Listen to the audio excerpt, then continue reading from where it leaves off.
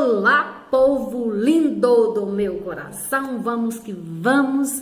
E hoje nós vamos falar um pouco mais de Machado de Assis, do realismo, porque, gente, nós não podemos passar pelo ensino médio estudando mais ou menos, ou estudando um pouquinho de Machado de Assis. Nós precisamos falar muito de Machado de Assis, sabe por quê? Porque ele é nada mais, nada menos que o maior representante da literatura brasileira. Para vocês terem uma noção, eu li isso não sei onde, não me procure que eu sou péssimo de endereço, mas eu sei que eu li uma fala do Monteiro Lobato que diz o seguinte, abre aspas: se a literatura brasileira fosse uma vegetação, Monteiro Lobato seria a única árvore. É mole ou que mais? Então, os outros escritores seriam o quê? Uma graminha, uma moitinha, um bonsai? Vocês estão entendendo a grandiosidade do cara? Então, por isso nós precisamos falar mais sobre ele. E a minha proposta é fazer um pouquinho diferente. Nós estávamos estudando o realismo, né? Nós discutimos o realismo, as características do realismo, os principais nomes, o contexto histórico. Se você tem dúvida, esqueceu, vai lá e dá uma olhadinha na nossa aula sobre realismo, tá? Para refrescar sua memória.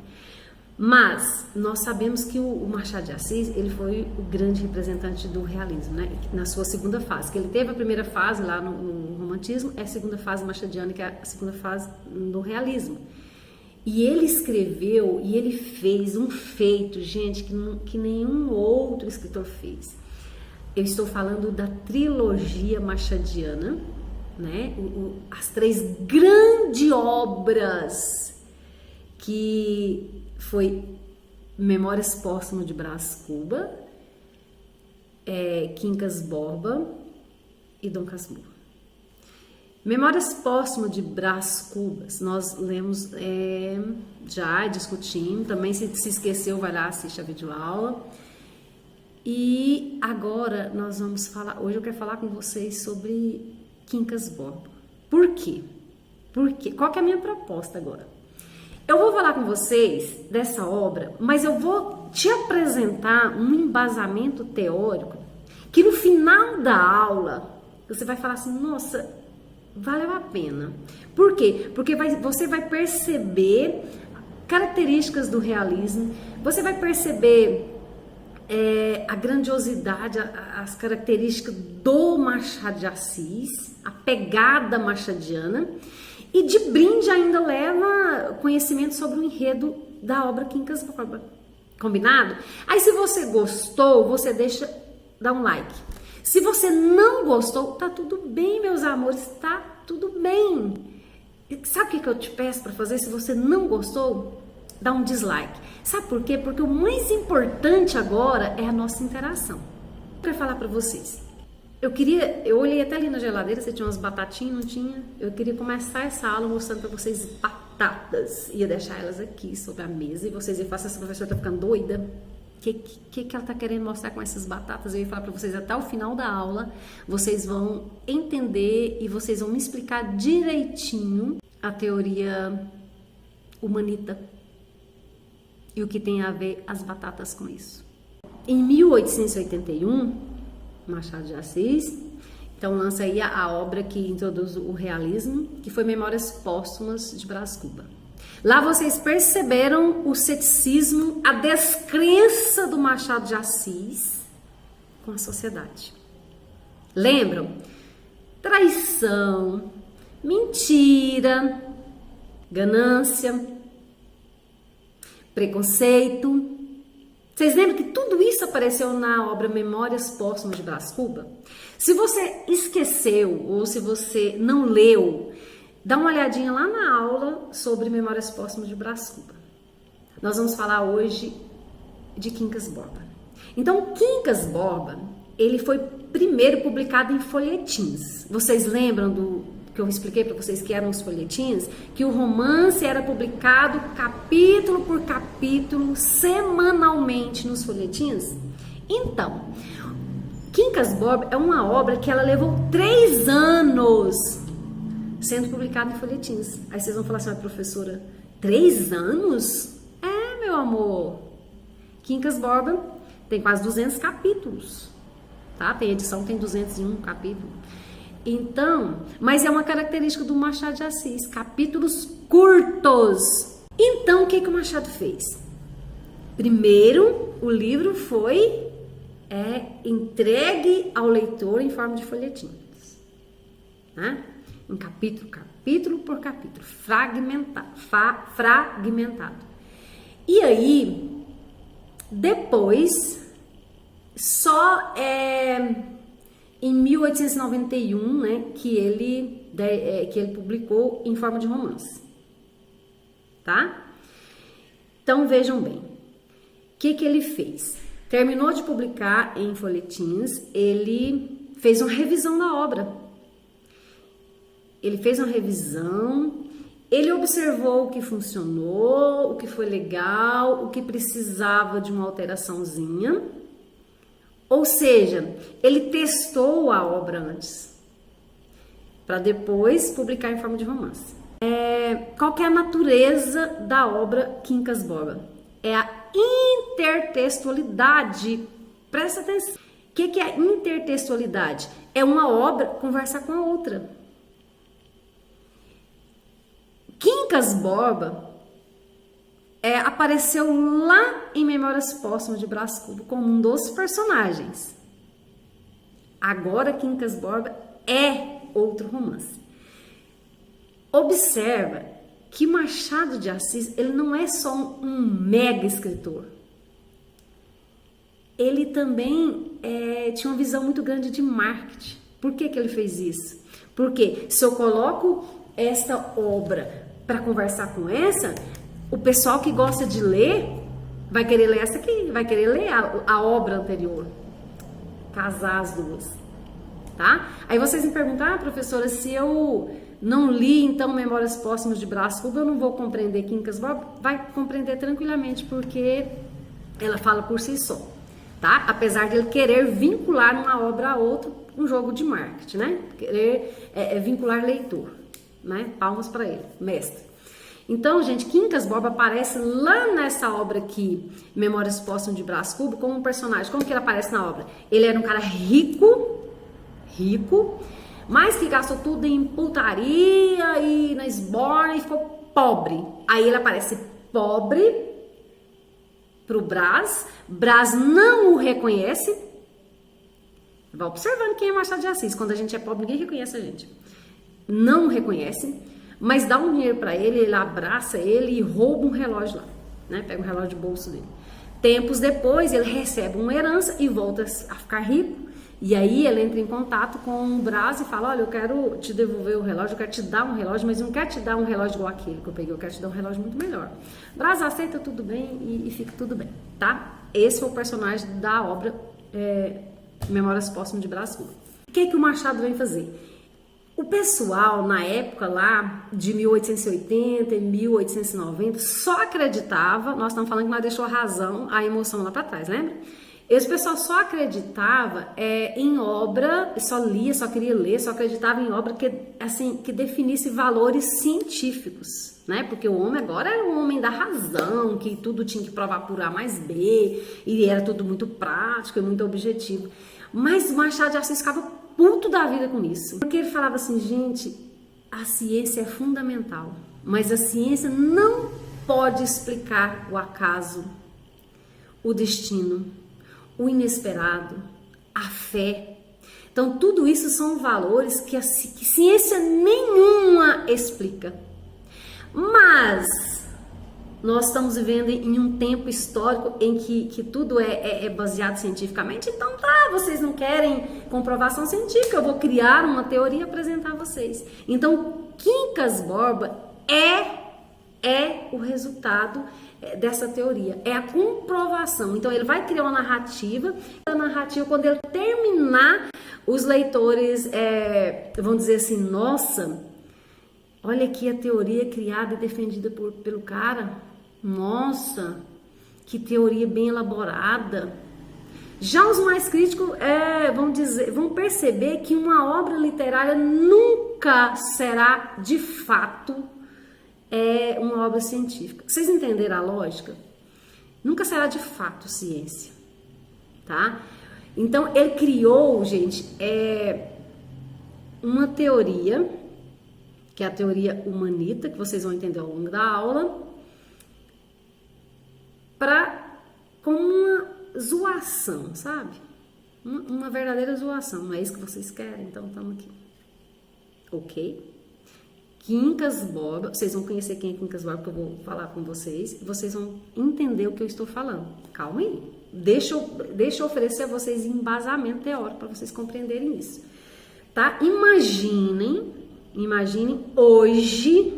hoje, na era do fake news, na era em que há pessoas que acreditam em terra plana, há pessoas que acreditam que a vacina vai te matar. Imagina um Machado de Assis hoje, criando uma teoria e nos oferecendo o que ia ter de mensagem de WhatsApp, falando, gente, olha aqui, ó, isso aqui é verdade, isso é verdade, o cara provou por A mais B.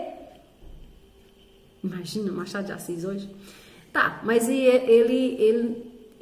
toda a comprovação dele é no campo da ficção. Então, é zoação mesmo. Então, gente, você fala a verdade pra mim. Você precisa da ciência para acreditar que as pessoas são más? Você precisa da ciência para entender que ou você cuida do que é seu, ou vão tomar de você o que é seu. Você precisa da ciência para perceber que as pessoas são gananciosas, são preconceituosas. Você precisa de ciência para isso, gente? Então, ele veio falar pra gente, criar uma teoria chamada humanita. Humanita por quê? Olha, humanismo é um movimento estético, né? De um período de transição aí do período medieval para a Idade Média, ligado a valores do bem. Humanista te leva a compreender que tá falando de verdade, de justiça, de honestidade, do que é correto. Quando eu falo que uma pessoa humana, é uma pessoa do bem. Humanismo. Ele cria o humanita, ele só tira o S, tá? É a teoria que ele vai defender, que ele vai criar e vai defender. Humanita. O que é o humanita, gente? É o contrário do humanismo. O humanita é você defender o seu interesse a qualquer custo, sem se preocupar com o outro. Vocês já ouviram, tem certeza, aquele termo que diz os fins justificam os meios? Isso aí já existe. Mas Machado de Assis não é de copiar nada.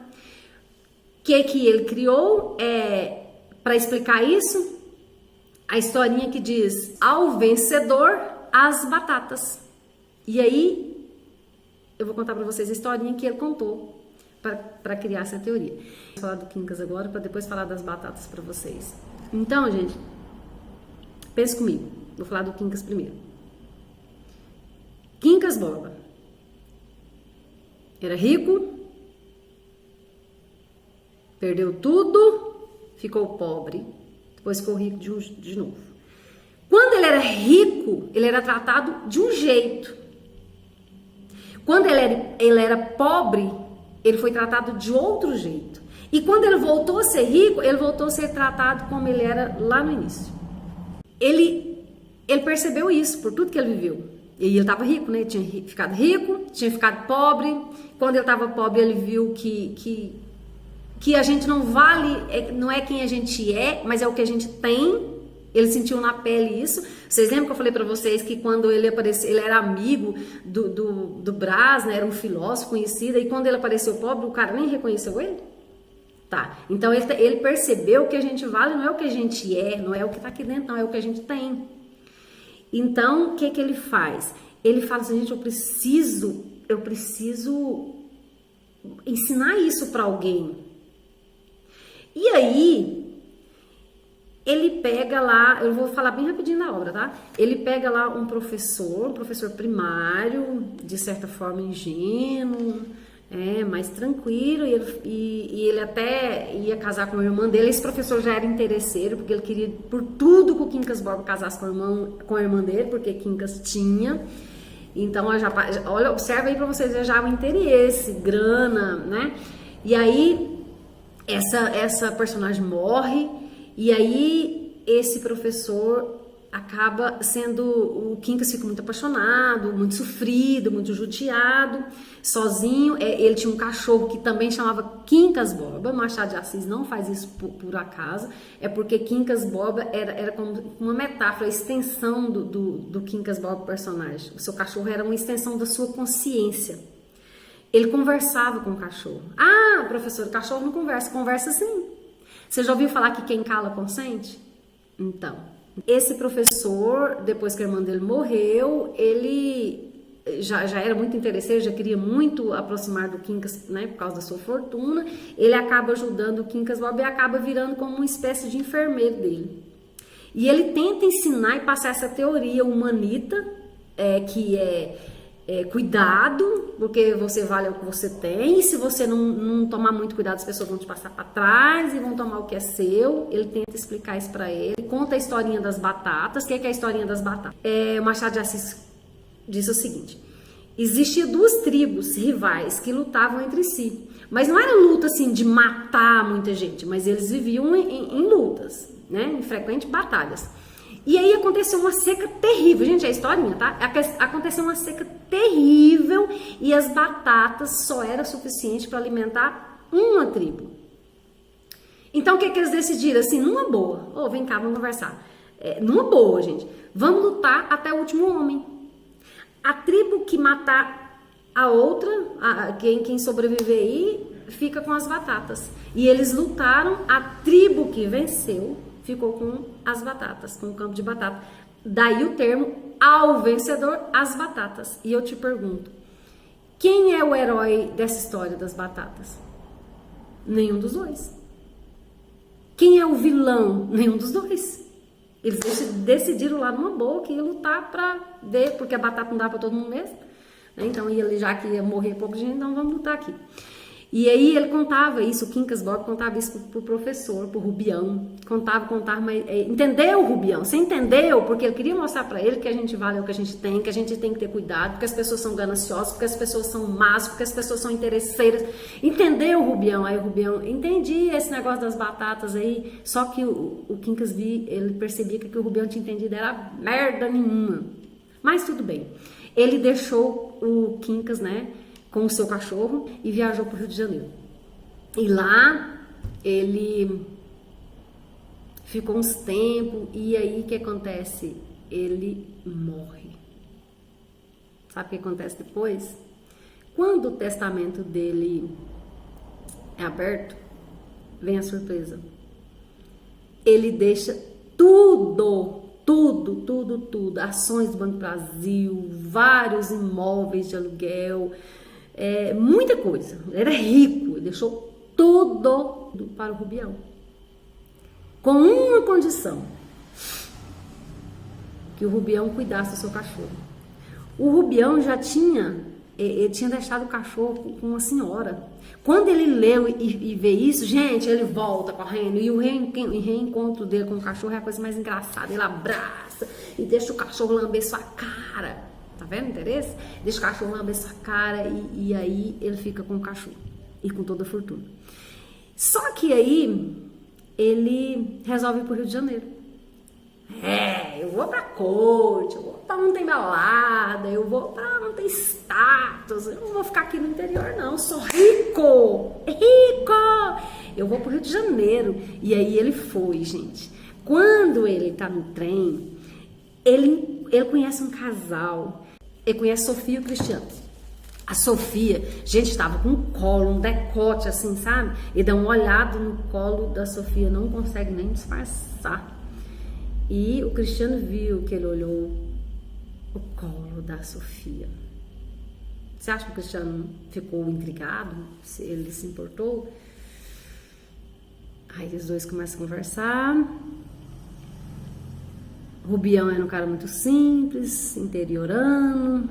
E começa a contar que recebeu uma fortuna, que tá rico, muito rico, e o Cristiano, mas a Sofia acende a luzinha do interesse. Aproxima do Rubião, né? Nossa, eu sei que você não vai querer vir morar com a gente, mas não aceito não como resposta. No mínimo que eu quero de você é que você venha almoçar no domingo com a gente. E aí ele vai, né? Porque ele já, vocês sacaram, né? Que quando ele olhou o colo, o decote da Sofia, já ficou meio que hipnotizado. É lógico que ele foi. E aí eles ofereceram para ele toda a amizade. Nós vamos te apresentar o Rio de Janeiro, nós vamos te apresentar pessoas importantes. E piriri pororó, e ele fica meio bobão, né? Porque ele tinha apaixonado à primeira vista pela Sofia. Aí vocês perguntam, professora, tá escrito isso no livro? Não, eu tô falando. A senhora leu? Onde tá escrito isso? Eu li a obra, não percebi isso. Onde a senhora leu isso? Aí eu vou responder para vocês assim. A voz de um anjo sussurrou no meu ouvido. E aí, gente, ele começa a formar uma sociedade com o Rubião.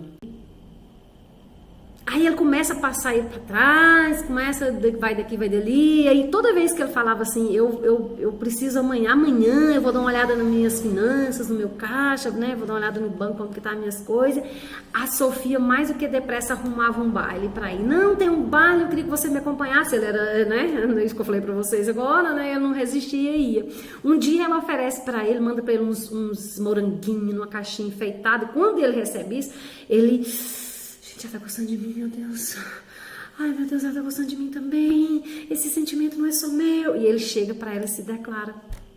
E ela fala, meu Deus, você não tá louco? Aí ela chega com o marido dela e conta a verdade pra ele. O Rubião me encantou. Ele falou isso pra mim. Vocês acham que o Cristiano deu esquete? Não. Falou pra ela, não se indispõe com ele. Não se indispõe com ele. Tá vendo o interesse? O fato é que eles tomaram tudo. O Rubião foi à falência. Voltou lá para Barbacena. Barbacena também aparece na obra, não é por acaso, porque Barbacena é considerado como um lugar que tinha muitos hospícios, muito lugar de tratar de louco, sabe? Lá, inclusive, tem até hoje casas assim, de recuperação, sanatórios que é estudado. Então, ele volta. Quando ele volta, ele reencontra, né, o seu cachorro, ele fica louco, ele fica em devaneio, ele aparece numa chuva, delirando, e ele já tinha perdido tudo, ele já estava desorientado, ele estava decepcionado com o ser humano, e aí ele morre, gente. E depois o cachorro morre também, vagando pelas ruas. Mas antes dele morrer, ele abraça o cachorro e diz assim, Quincas Borba. Agora eu entendi. Ao vencedor, as batatas. Então é isso, gente. O que eu quero que vocês percebam no Machado de Assis e na obra? Quais são as características da obra? A intertextualidade, porque uma obra do Machado de Assis conversa com outra, porque Quincas Borba apareceu lá na outra obra e aparece nessa novamente. O ceticismo, a descrença no ser humano, porque o ser humano é mal, porque o ser humano é egoísta, porque o ser humano mente, porque o ser humano trai. Inclusive a Sofia, o nome desse personagem não é à toa. Lembra lá da história de Ulisses, lá na mitologia grega, que Ulisses fica 10 anos fora de casa, tentando voltar para casa. E a sua esposa passou esse tempo tecendo um manto durante o dia, e à noite ela desmanchava, porque ela queria ganhar tempo para não casar com outro homem, esperando o amado dela. E o nome Sofia, por isso o nome dessa obra, né, do Machado de Assis. Então, isso é intertextualidade, é quando uma obra conversa com a outra, ele conversa com Shakespeare, ele conversa com a obra de Brás Cubas, então ele faz isso muitíssimo bem. O ceticismo que eu falei para vocês, né, a descrença, mas tinha um humor, uma dose de humor e muita ironia nas obras machadianas, tá? De uma forma muito refinada, muito inteligente. A mulher da obra do realismo, a mulher machadiana no realismo, ela tem uma força muito grande em todas as obras. Percebe que tudo isso que aconteceu gira em torno de Sofia, porque desde o primeiro olhar pro decote dela, ele já ficou meio que hipnotizado e ela aproveitou disso com o consenso do marido e usou isso a favor do interesse deles, tá? E a Sofia não traiu o Cristiano com o Quincas porque ela não gostou dele, não achou interesse nenhum nele, mas ela era doida por outro cara lá, que não deu certo também, porque senão, se ele tivesse dado moral pra ela teria traído o marido com esse outro personagem, que se vocês lerem a obra, vocês vão perceber. Então, tudo isso é Machado de Assis, é muita crítica, mas é muita crítica bem elaborada. E a teoria dele aqui, o que é a teoria humanita? O que é a teoria humanita? Que é definida pelo termo ao vencedor das batatas, é que é tudo pela sobrevivência social. Isso justifica os meios. E a sobrevivência social leva a pessoa extremamente gananciosa a fazer qualquer coisa para defender o dela. E se você não cuidar do que é seu, você perde. E você só tem valor diante do que você tem, não do que você é. É isso que Machado de Assis traz nessa obra. Essa é a maior crítica. Isso prova com Quincas Borba. Ele só era alguma coisa quando ele era rico. Ele ficou pobre, ele não era nem reconhecido, nem pelos velhos amigos dele. Ele voltou a ser rico, ele voltou a ter posição social. Então é isso, gente. Isso é Machado de Assis. Eu espero que vocês tenham compreendido pelo menos um pouquinho um pouquinho mais sobre o realismo, né? Que vocês viram aí tantas críticas nas entrelinhas e explícita também nessa obra, né? Vou falar novamente: ganância, traição, mentira, ironia e por aí vai. E eu estou louca para gravar a próxima aula sobre Dom Casmurro. Gente, me aguarde. Eu li pela terceira vez Dom Casmurro e eu li agora com o olhar de uma mulher de mais de 40 anos, com uma nova visão, e eu tô louca para gravar um vídeo para postar para vocês. Eu tô louca para discutir Dom Casmurro com vocês, tá? Um beijo no coração e vai aí alguns exercíciozinhos sobre Quincas Borba, sobre Machado de Assis, sobre o realismo, tá? Valeu!